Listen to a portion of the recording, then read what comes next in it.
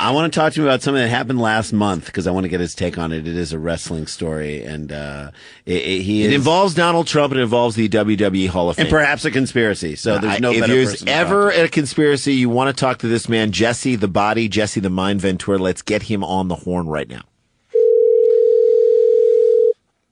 Wonder if he's in the compound. Does he have his calls forwarded to the compound? He gets them scrambled, and then they go down to, like, very weird places. Like, I think he's somewhere in Mexico.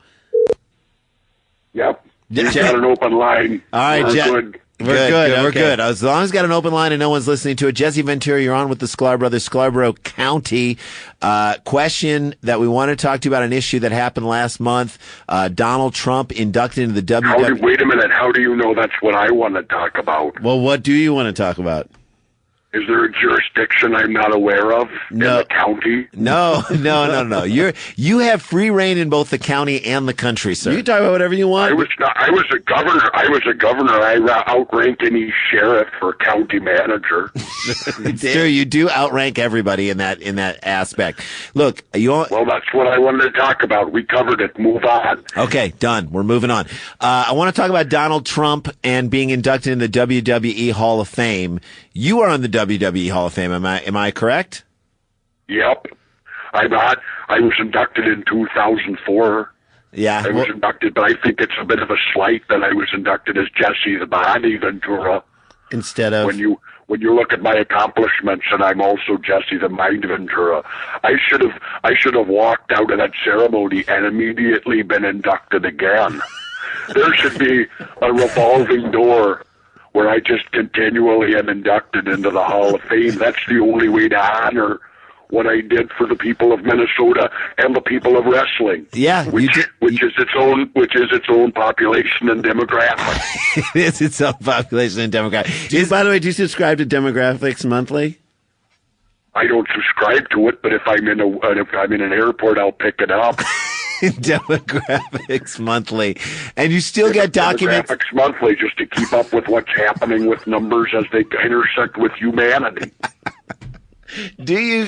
And you still get documents weekly? Am I right? I get documents weekly. I get suspicions for children. I pass that on to any children in my life. I'm also a recent subscriber to Illuminati Digest. Illuminati Digest. How does that how does that arrive to you? The Illuminati Digest. It's bi-weekly. You never know where it comes from. It's not sent through the postal service. It's a game of cat and mouse. I've seen some of their messenger delivery boys. I've seen what looked like a panther, and I looked down, and there was an Illuminati Digest. By the way, it's a pun. It's spelled Illuminati, like they're doing a bad thing. Naughty, yes. Illuminati. So once you read the information, once you partake of the information, it explodes. It's only good for one reading. That's information I can't even share. It just explodes after that. Well, I want to ask you, do you think Donald Trump should have been inducted in the same Hall of Fame that you're in? I don't think that. Not only do I not think Donald Trump should be inducted, I don't think he was. I'm objecting to the legitimacy of the scenario. I want to take this to the Wrestling High Court because I'm challenging his Hall of Fame ceremony at all. At all. And I'm going to take this all the way to the High Court of the Supreme Wrestling Council. Who sits on that? The Supreme Wrestling Council court. Yokozuna. Yokozuna sits on top of Butcher by the Barber Beefcake. Bruce the Barber Beefcake. Sure. Yep. He sits on him, gives him a stink face. Brutus the Barber Beef. He sits on there, gives him a stink face, and then they come up with their verdict. Why aren't you suspicious, Randy? That's Jason. That's Jason you're talking to.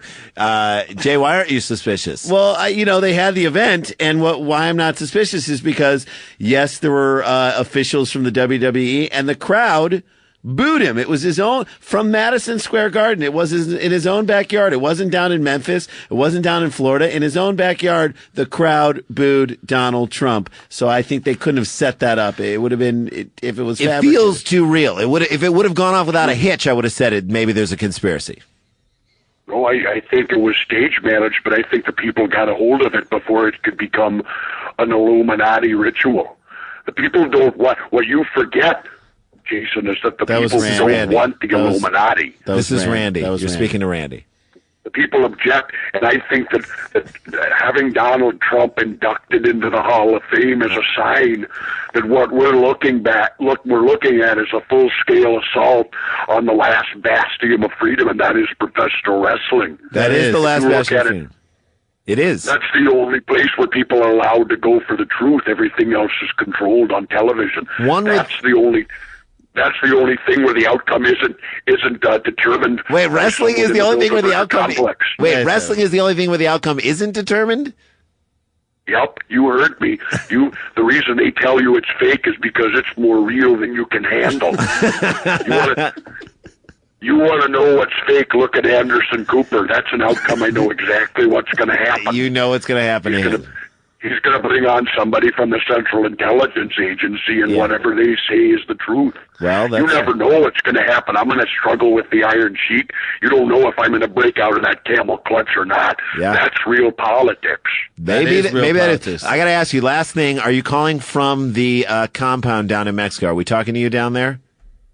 Yep, just got here, just arrived. That's why I like to clear a secure line. Good. I go up I go up to the States again to do some interviews, and I come back down to Mexico, and I always land with an amphibious landing. You do it to make sure that I'm ready for when the time comes. You do an amphibious assault on your own compound. Property, yes. Is that what you do? I don't have a driveway. That's not secure for my lifestyle. You do don't understand. You can't live at the level of scrutiny that I do and have a publicly available driveway and mailbox out of the roadway for somebody to drive up. That's too dangerous. Somebody from the New World Order, and I'm talking about Kevin Nash. He can track me down. I still have predators who are hunting me for revenge from the 80s. I don't need that. What I have is a back door that basically looks like an entrance to a swamp, and when I arrive, it's an amphibious assault. It's me and about 12 giant frogs, and I dressed in my frogman outfit, and if my wife's with me, she's dressed up too. Any visitors, and we make an amphibious landing. I put mines out there, so there is the danger of casualties whenever I come home.